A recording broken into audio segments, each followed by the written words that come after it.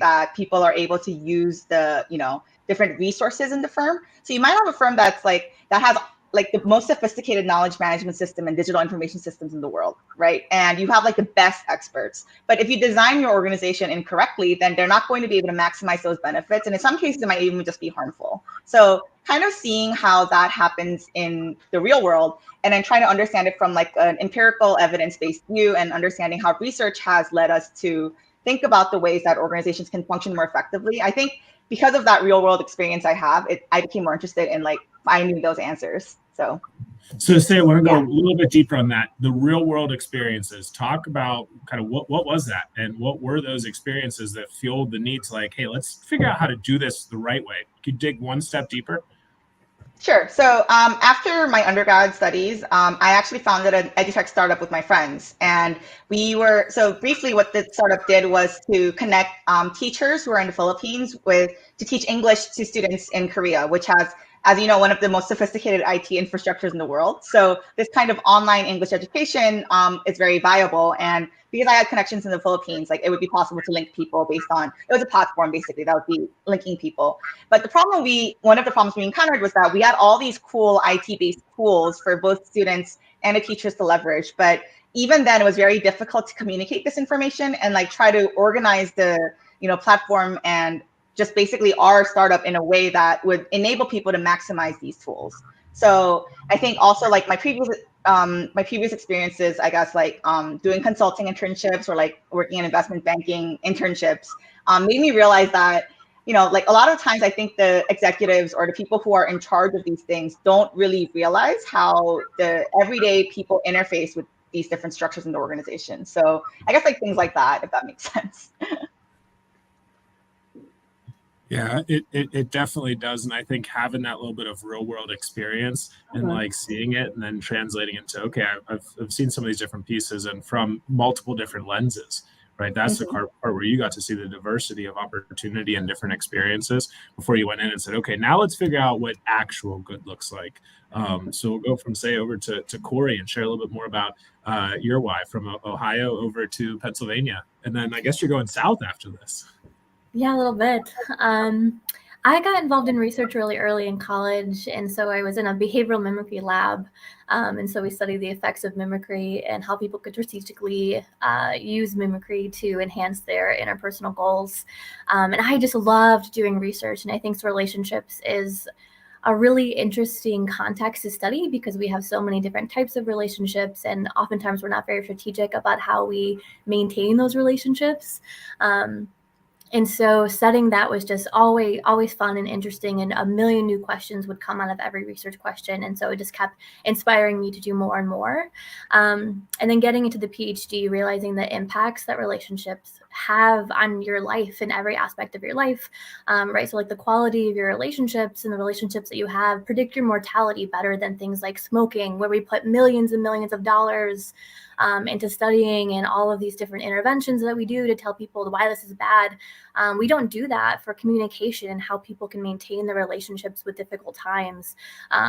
And so realizing that impact and then the research that we can do to do intervention studies and teach people how to do these things in the workplace, how to better their communication, how to use teams effectively to leverage cooperation, to have better decision-making and better performance than individuals would on their own. The impact is just so enormous that I think that there's always new questions and always ways to better and teach people how to use the research strategies that we know, but that are sometimes gate-capped in terms of like academic journals and not being used in the community or in the workplace. Two follow-on questions to that. Wow, you said a word, was it mimicry? Yeah. What is that? So like if you're talking with someone and you lean in and then they lean in, or you like tap your foot a lot, they tap their foot a lot. So you can strategically do this, put like a 3 to 5 second gap between mimicking someone's behaviors, or else it's too obvious. But it makes the interaction smoother. People like you more. And so it's a small way. People use it in interviews really effectively, but it's sort of a small way that you can make these interactions go a little bit smoother and be a little bit more pleasant. should we be like scratching our head on this? Coding guide us through what to do here. In the studies, you have to code it. And so you watch these videos and like code every single second of someone's behavior and then like the mapping of that behavior onto the next person. And it is time consuming, but it can really work. So you could try it out in your next interaction with someone. Yeah, definitely. Matt, we'll have to have a follow-up with Corey about this. There was some research we outlined on the latitude front with somebody from Northeastern and CMU on that topic. So that gets to be pretty exciting. Say, you came off mute. Did you have something you were going to share in there? No. Okay. And then the second one was, what does it mean, Corey, whenever you're like doing research, right? You love it. It's so cool. But for like a muggle like myself, right, not in the research world, like what does that actually mean whenever you're digging into the research? Yeah, so there's all different types of research that we do. Sometimes it's surveying people about their experiences, having them reflect on conversations or interactions that they've had with the people in their lives, and then seeing how that might predict or correlate with other outcomes that they have. A lot of times we bring people into the lab, and so we might, in a feedback study, we might have people complete this task and someone provide feedback and give them specific instructions about how to do that, and then assess whether the training that we are creating in this research experiment provides better feedback that people are more receptive to and better able to implement and grow from. And then we can use those training techniques that we find through that research to give to companies or give out in the community to have people engage in these things in a daily practice. And so that they're using best practices based on empirical research that we can show is beneficial. So there's a lot to it. It's not something that we're just going to tackle in an afternoon in the workplace. And Corey, if you can share a little bit more afterwards of some of the links to your research and everybody else, that'll be in our show notes afterwards. So we're not going to dig into everything. I think I started reading your work this morning, and I went down about 17 different rabbit holes. And you kept bringing up something.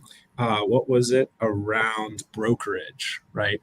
So if you can talk a little bit about your research, but I really thought the intra and interpersonal work was really interesting. And like I said, there's a lot of different ways we can go with this, but talk a little bit more about like your why and the pieces that get you fired up for this. Absolutely. So I started my PhD knowing that I wanted to study networks, right? I was fascinated by the idea that in any firm, there are two different dimensions. One is the formal structure, right? Who reports to whom? Think about an org chart. And then there is this informal network, informal connection. These are things that you don't see in the firm unless you do a survey to understand who goes to whom for advice, right? These are emerging interactions that employees have in the workplace to solve problems. And indeed, most of the works in firms gets done through this informal connection, right? You pick up the phone, you call a friend, and you fix a problem that you have. Right, those are the two main dimensions, and oftentimes they don't reflect each other. The formal and the informal develop into completely different ways. And so most of my research actually looks at the second one, right? The informal network, the informal connections. And as you mentioned, one of the most powerful ideas in that stream of research is the one about brokerage. Who are brokers? Well, brokers are people who connect otherwise disconnected individuals. Let's imagine that you have connections with people in the sales function, people in production, and oftentimes those two people don't talk to each other, right? So brokers, what they do, they're extremely good at bridging connections between others that are disconnected. And by virtue of doing so, they are more creative, they have better ideas, they have different perspectives on specific issues. So from research, we know that they get higher salaries, they get promoted faster, they have a lot of benefits as a result of this specific structural configuration, right? They are connectors. However, in my research, I also find that sometimes being a broker may backfire, right? What I find is that brokers oftentimes are not perceived to be very trustworthy, so they have lower trust. Why is that? Because other people, colleagues, peers, employees may perceive that they are pushing their own agenda. They are doing that brokerage activity for their own benefits. So what I find is that being perceived to be a broker, oftentimes, it's not good for you. The question is, how can you balance this trade-off? what I find is that the best possible scenario is being a broker in the actual structure. You do that connecting job, putting together different people, but others don't see you as a broker, right? There's the misperception such that they perceive you to be one of them, right? They perceive you to be one of the clique, one of the cluster. I call these individuals brokers in disguise. And I find that they're very, very innovative because they're trusted and they have great novel ideas. And so that was basically a study I've done in a consulting firm in the States that offices all over the world. And so these brokers were very good at connecting people in Europe with people in Asia. So they have a lot of connecting role. And basically their creativity was coming up with solutions for the clients, right? They were consultants at the end of the day. I also look, for example, in similar ideas at the effect of brokerage on turnover. I mentioned in my brief introduction that turnover is a big issue for companies, especially when there is voluntary turnover. Your best employees leave the firm. How can you retain those talents?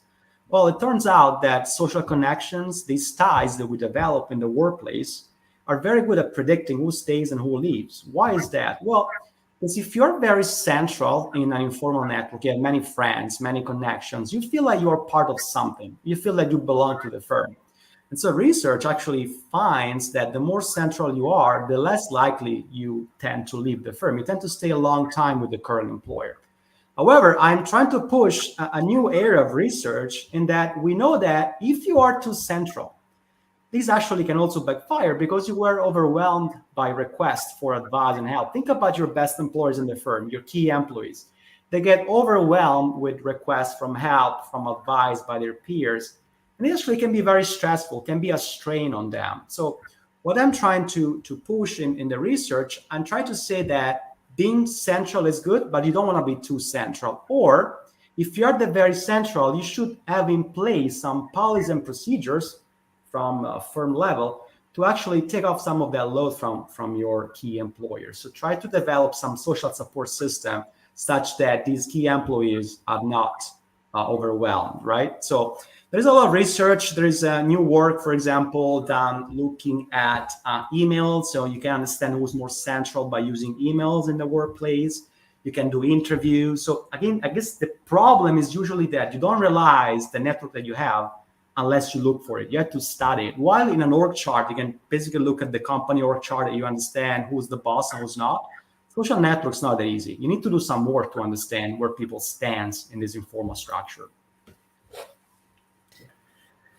That's awesome. Ellie, thank you so much for describing your research for everyone. And some of these sort of practical takeaways.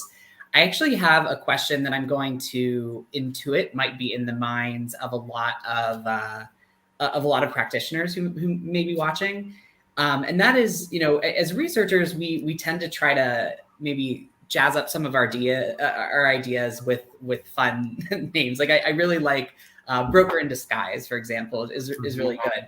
But I can hear alarm bells going off in some practitioner heads, thinking like, oh, that feels dishonest, or something about that feels, a little too manipulative, or something like that. And so, and I know that isn't really the heart of the idea. It's there might be some other social things going on that people could do. And I know, I'm asking you, a network scholar, about a very micro type of phenomenon.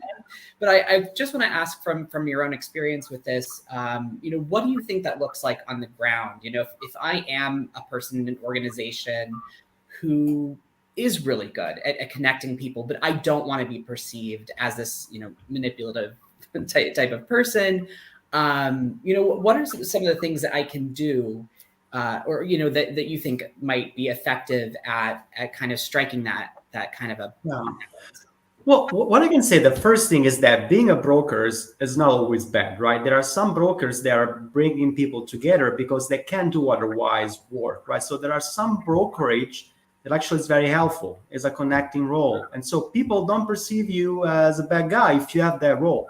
What I find is very bad is being a broker for your own self-interest. So what I could suggest to brokers just to take more a pro-social role in their activity, right? Try to bring people together that could not otherwise connect, right? You have two colleagues, you can foster that interaction between them, right? So I think you have to be cognizant, you have to be conscious about how other people are going to perceive you. And I think that you do have some strategic behavior behind that to portray yourself in a specific way, and also to help the firm as a whole, right? By being this bridge, this broker and the firm. So I would say there are some caveats to that, right? So I want to make sure that people don't equate brokerage to bad.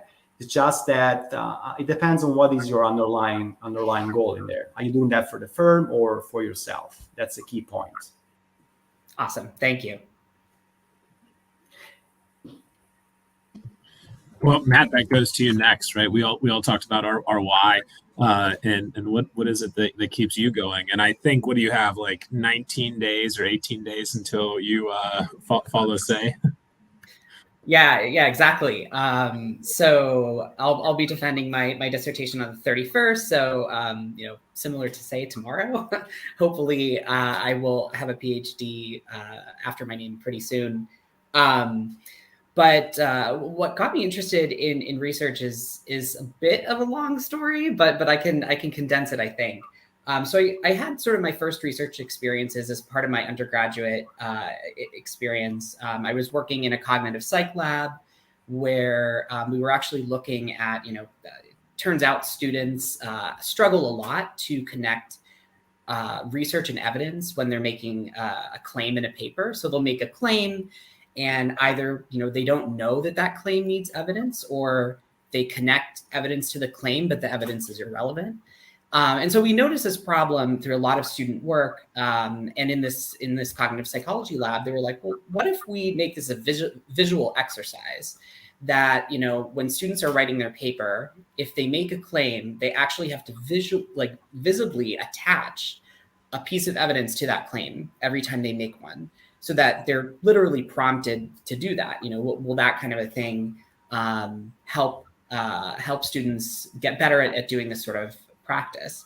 I'll be honest, I developed absolutely no love for that work. It just didn't strike any fire, as you were saying, in me. And so I ended up getting a corporate job after my undergrad career. And during my corporate experience, I really started to see a lot of interesting things happen. And probably the most memorable to me is this, phenomenon where there were a lot of people who were really dissatisfied in this certain position at this employer, but they were paid really well.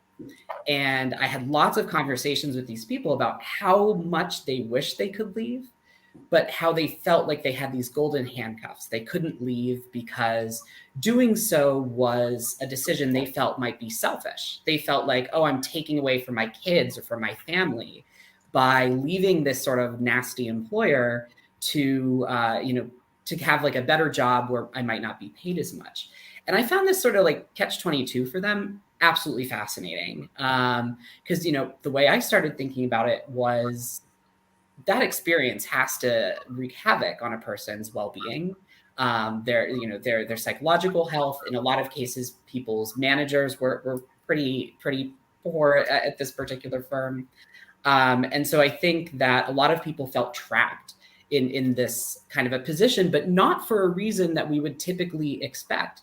Typically we think of people being trapped, maybe don't have good options or that sort of thing. But in this case, it was this, high pay issue and sort of a feeling of duty to one's family that caused this. And so that situation really lit the fire for me to get interested in organizational phenomena and really asking research questions, stuff that I wasn't able to do with that particular day job. And so after that, I ended up a lab manager of a system of behavioral labs at Carnegie Mellon called the Center for Behavioral and Decision Research. Spent 2 years sort of shopping PhD programs to see what areas of research interested me. It's what led me to the PhD program at Tepper, which is where Alessandro and Say both Ale went, and Say currently is for one more day. But anyway, and so I don't know, Pete, if you want me to kind of move into my current research a little bit too. Yeah, keep going a little bit into that. Sure. So, so what I'm looking at in my dissertation specifically is the influence that a person's psychological and social health has on their behaviors and attitudes in collaboration.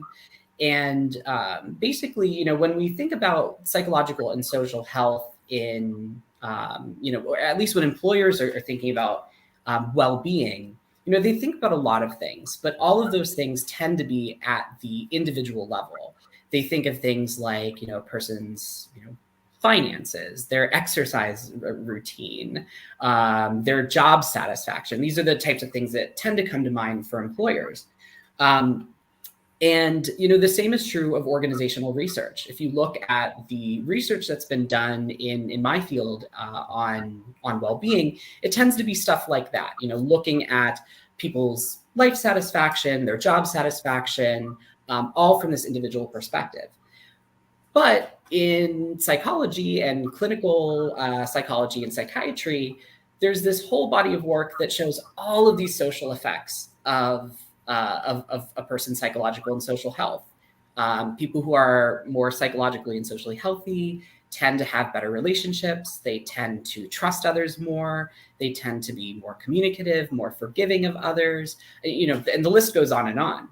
And so I saw this opportunity to, you know, connect that research with, you know, the fact that we know that so much work in organizations is collaborative. And see, you know, well, what exactly does well-being have to do with collaboration in organizations? Like, what if we step back from the individual and look at this from a team's perspective? And so one of the big findings that I have, you know, consistent across a number of studies is that the level of a person's psychological and social health, which, you know, I call well-being in my studies, is associated with how much people trust their collaborators. It doesn't matter how much they know them, or, you know, familiarity does contribute to how much we trust people. But well-being is a predictor of how much we trust people as well. And so how psychologically and socially healthy we are predicts how much we trust people. And that in turn has a number of important effects in collaboration. Things like the degree to which we share work with others, things like our metacognitive processes. So an example of one of those is our ability to go to other people with questions, specific questions, knowledge of who knows what on teams. In order to know that, we have to have good communication with other people. In order to hand off a task to somebody, we have to trust them, that they'll actually, you know, have the expertise to do the task well, and actually will follow through on their promise of completing a task. And so these types of things are just a sample of behaviors that we want to see in collaboration that stem from trust.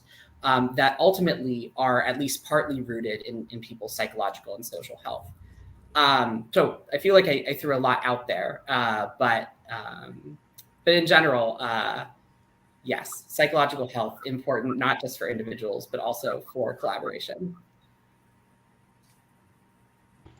Yeah, and I guess jumping on to your point, Matt, it's interesting to see how these common threads are running through all of our research, because even though we all have very different focuses on organizational studies, for example, I care a lot about, and maybe this is something that practitioners might want to listen to, but I care a lot about economic and financial performance. Like, what does it mean for the bottom line in organizations? And of course, in terms of research, I want to approach that in a very, you know, empirically evidence-based way to understand like causal links between certain things that organizations do and like these performance outcomes, right? But I think you just brought up a really important point, which is that individuals who collaborate or work together need to trust each other. And there are different ways that organizations can build this trust.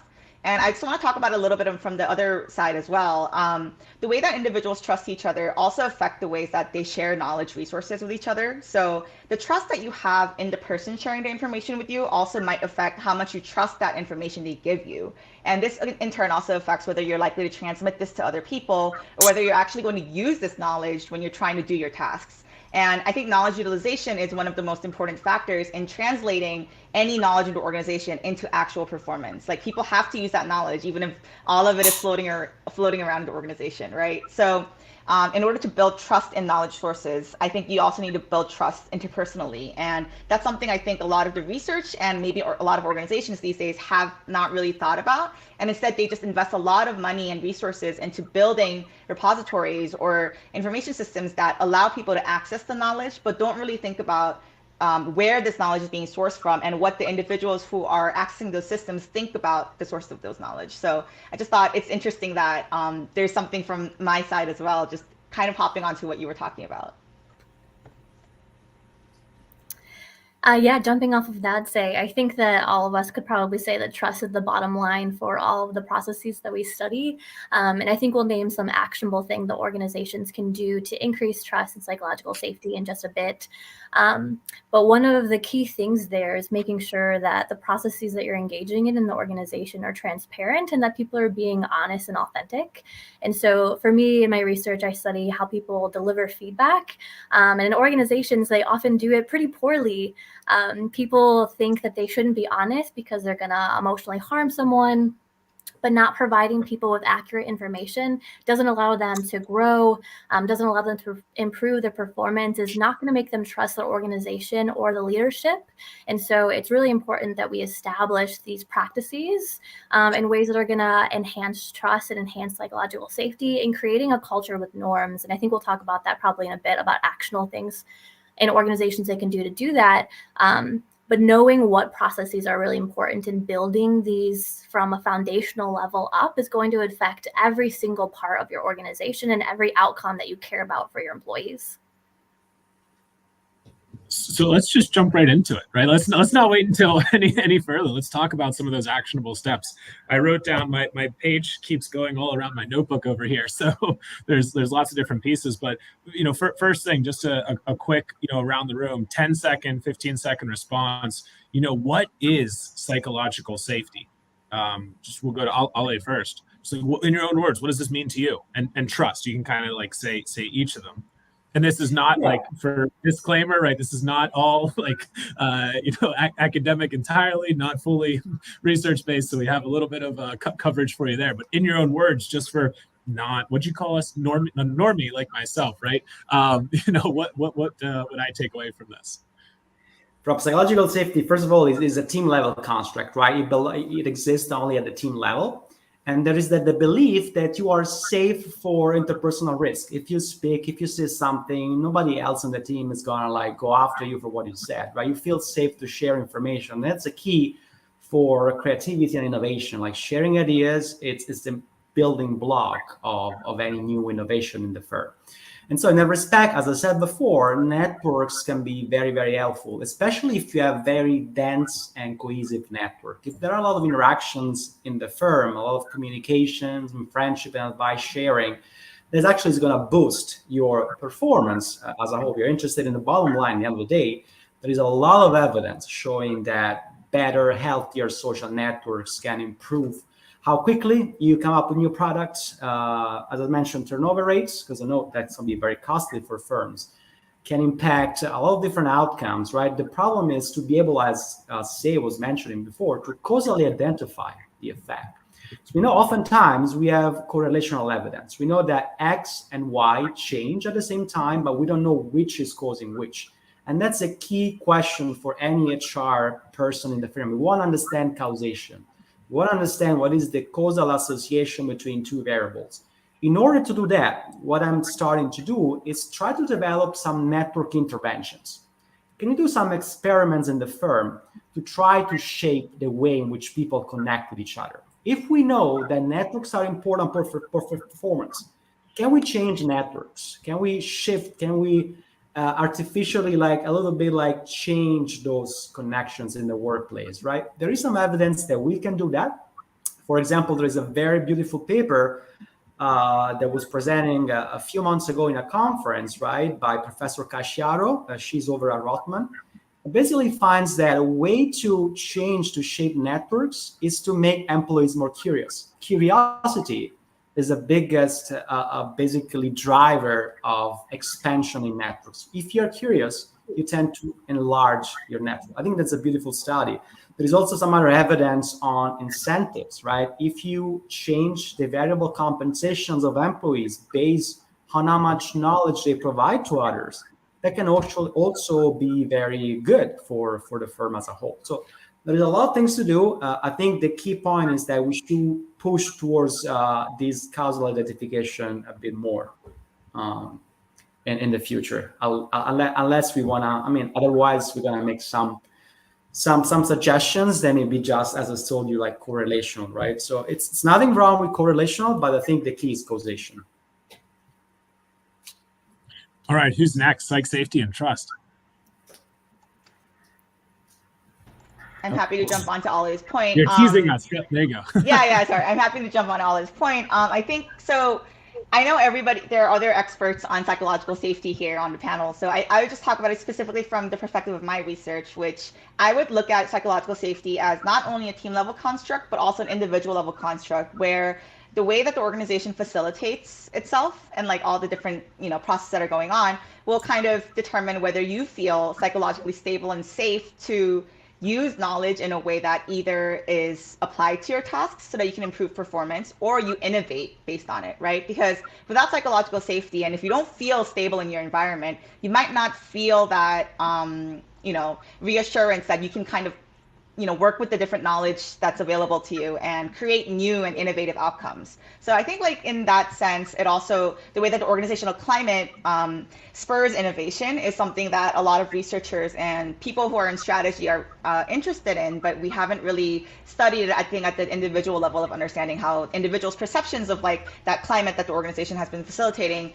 affect the ways that they use this knowledge. And in terms of interventions that can be used, because I come from the perspective of trying to understand how financial and social incentives affect the ways that people, like share knowledge with each other or like use the knowledge that's given to them. I think it's important to strike a balance between enhancing performance or inducing performance-based efforts with some kinds of economic incentives, but also making sure that this doesn't dissuade people from feeling safe enough to kind of take exploration steps to make sure that they are finding like best practices. They're trying different things in order to find, a combination of knowledge that works best when it's applied to tasks and other things like that. So, yeah.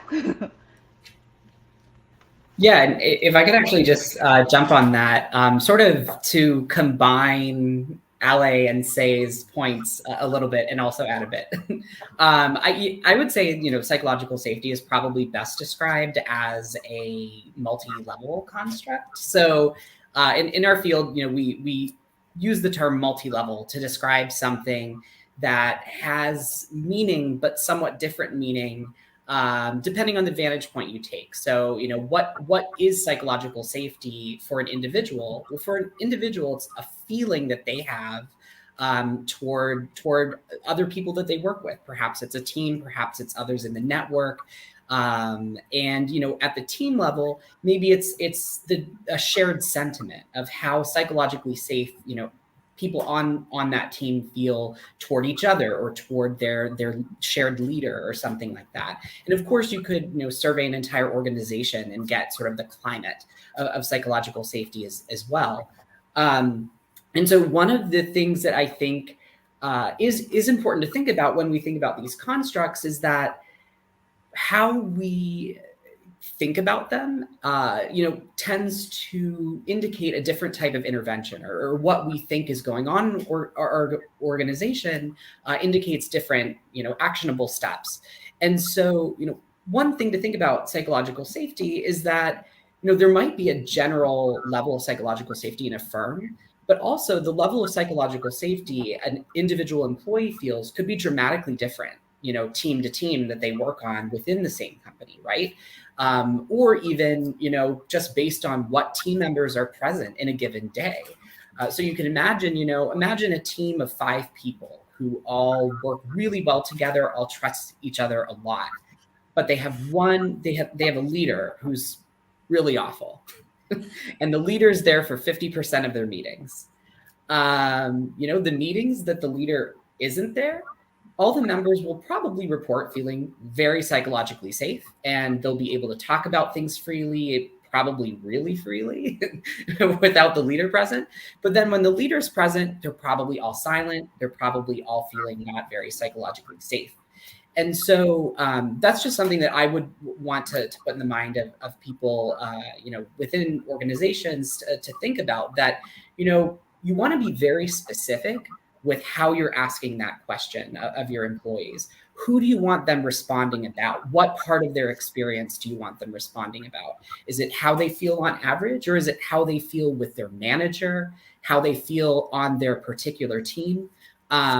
I think, it matters a lot for organizations to understand where there might be areas of opportunity for improvement, and also, what then the steps would be to make those types of improvements. And I'm going to jump on that point, Matt. For me, if I'm defining psychological safety, it's an inclusive culture. It's employees having a sense of belonging with the organization, and it's individuals feeling like they're not going to be punished or face any kind of retaliation, not going to be humiliated or ostracized or rejected for using their voice.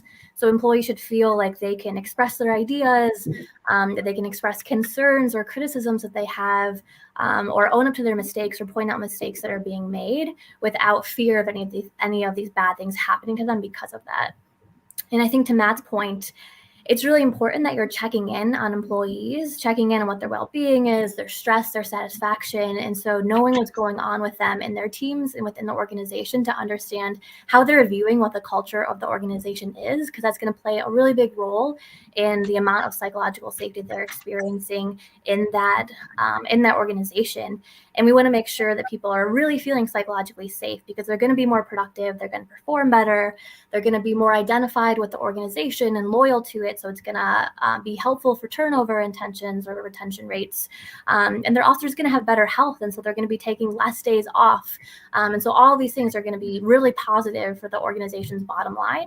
But there are best practices and processes that need to be put in place really explicitly for the organization to make sure that they're fostering and building psychological safety, and that they're doing continuous assessments to make sure these things are being maintained. And a large part of that, I think, is training leadership and training managers on how to give feedback, how to engage with employee engagement, how to team build for teams that are working together, how to work through conflict. I think people are really uncomfortable with these practices, or they don't receive training that is actually good and is going to be effective in the organization. And so building on the research that we know and how to implement those strategies and those practices is really important for maintaining trust and psychological safety. Wow. I feel like we could go for another 4 hours here. These are all super helpful points, and we'll share more and more of these. We are at the end of our 45 minutes today, so any of the follow-on questions and comments that we have, we'll be sure to share this as a living, ongoing document. So I want to thank everybody that called in, and really big thank you to Matt, Corey, Say, and Ale for joining here today. We will do a little bit of a follow-up write-up of some of those other action steps that everybody can take. So if you're watching this now or in the future, check back into the write-up and in the comments to see some more of those, like, hey, go and do this, put this into action. Everybody talked a little bit about, some of the concepts and strategies, and we dug a little bit into some of the action steps that we can take. So again, thanks everybody for joining here today. We'll go over to the comments real quick and see if there are any other conversations. Yeah, Dave, thanks for joining in. Cody, Michael, Jacqueline, Jonathan, Destina, and Kutuo. Thanks for that. And this was absolutely fantastic. Matt, we might have to schedule a follow-up because there's so much to unpack here. But, again, thanks everybody. And kind of just go around the room to say goodbye, and then we'll sign off for now. Not forever, but for now. Thank you for having us. Thanks so much. All right, thank you. All right. Thank you, everyone.